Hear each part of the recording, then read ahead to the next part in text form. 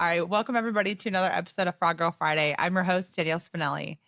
Today, we are going to be talking about what all I've learned at the Reliance Partners Summit I went to last week in Nashville. Very informative, learned lots about insurance fraud and ways to avoid things. So, we're going over that. I also learned a couple new things this week, so we'll be kind of diving into all the great things.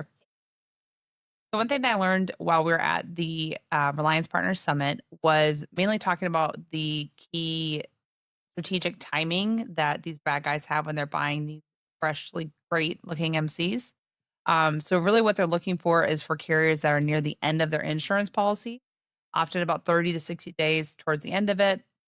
And I guess what they're mainly looking at, and I'll quote here, is they're typically targeting motor carriers at the end of their insurance policy. They go in and it's exchanged over social media, and it's usually a cash deal. So either Venmo, PayPal, Zelle, anything like that. And the reason why they're looking for that 35-day window is so that they can go in, they have an active policy, they're not having to make any payments on it. They say that they're going to renew it. Obviously, we all know that they do not. They'll clean out a shipper before it's even flagged at that point. There's been no changes. So as far as whenever a insurance policy renews, it all looks normal on paper. So that's their ideal time to strike. Something new that I learned. So even whenever you have your risk assessments out there, set that up so that if it's between 30, 60 days prior to expirations or cancellations, and plus you see a contact change happen, that's definitely going to be a big red flag that possibly a bad guy came in and bought, a good MC. So why does this matter? These MCs appear active, clean, they're on load boards, brokers know them, they're registered with FMCSA, they look squeaky clean. Fraudsters will run them hot. So they're stealing as many loads as possible in a short amount of time, decreasing the amount of time that somebody has to actually catch them in the act. So usually they're hitting 4 or 5 different places or more sometimes. Once they are discovered, once they're reported, once they're asking where the freight is, they start abandoning that identity and honestly just move on to the next. They recycle these MCs. It's a very quick and easy profit for them. Other things that I learned at that insurance summit last week were some key takeaways. Basically, impersonating brokers and carriers is easier than ever now with hacking emails. So cybersecurity, we'll be doing a whole special on cybersecurity in August.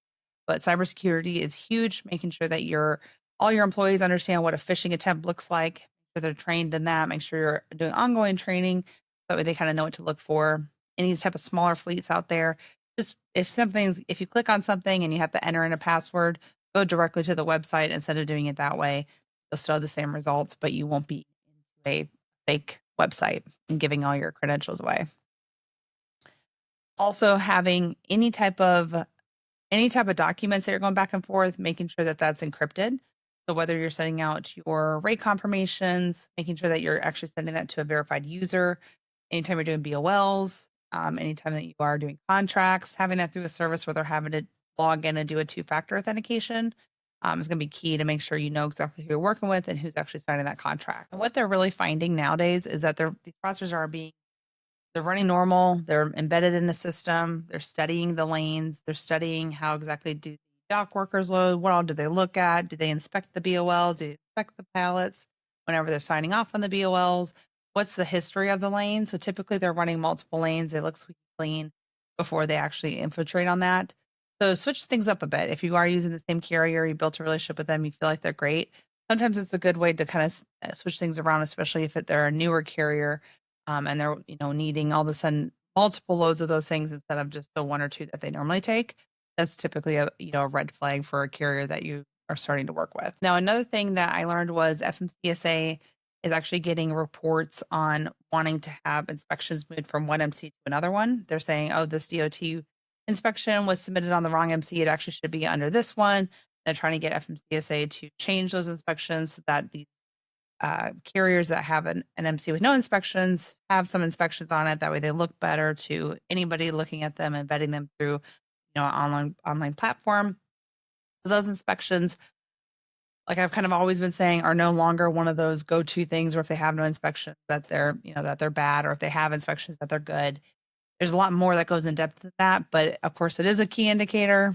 Take that with a grain of salt, but really that should be a very minimum step, if any at all nowadays. All right, another thing that you should look for is any type of anomalies within a carrier's information. So if you're seeing that they're having a sudden spike in load acceptance, or all of a sudden they're changing contact information, especially if you're already set up with these type of carriers, that's definitely a big red flag. And really just look for any type of MC recycling, spoofing, or weird behavior changes. I know we talk about that quite a bit, but those are kind of the key things that they're seeing now within on the insurance side as well. Another thing that they talked about at the insurance summit there for Reliance Partners is to really make sure your contract's up to date, especially when it comes to with your shippers.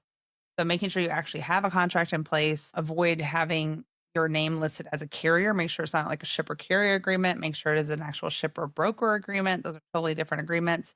Sometimes shippers are sending out a carrier agreement instead of a broker agreement.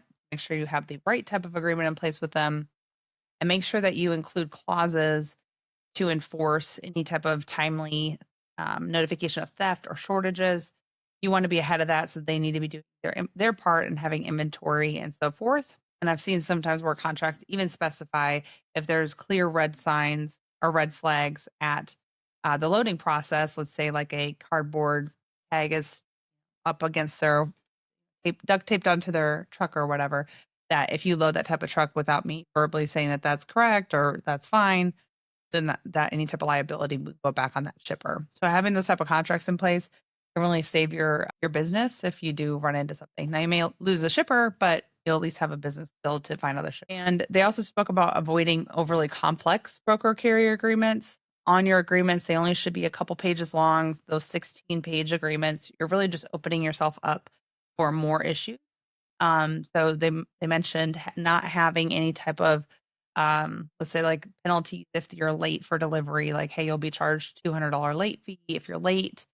Because if they do have some sort of issue or maybe they get caught speeding or something, that actually can turn into a lawsuit and then come after you for having that in your contract that you're basically pressuring them to avoid those penalties to speed. So be sure that on your agreements, it's not overly complicated.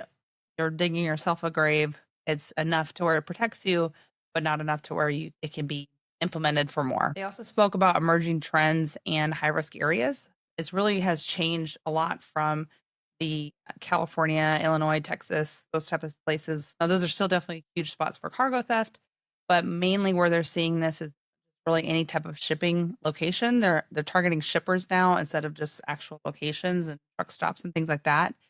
So they're seeing a lot of strategic thefts popping up really all over the place, even like Omaha, Minneapolis, Indiana, anywhere that there's high risk or high value freight that's being shipped out, they're targeting those specific shippers more than just anywhere, more than just a specific state. So really everywhere in the whole US is vulnerable. So scare everybody, but yeah. All right, key takeaways that I had from that summit.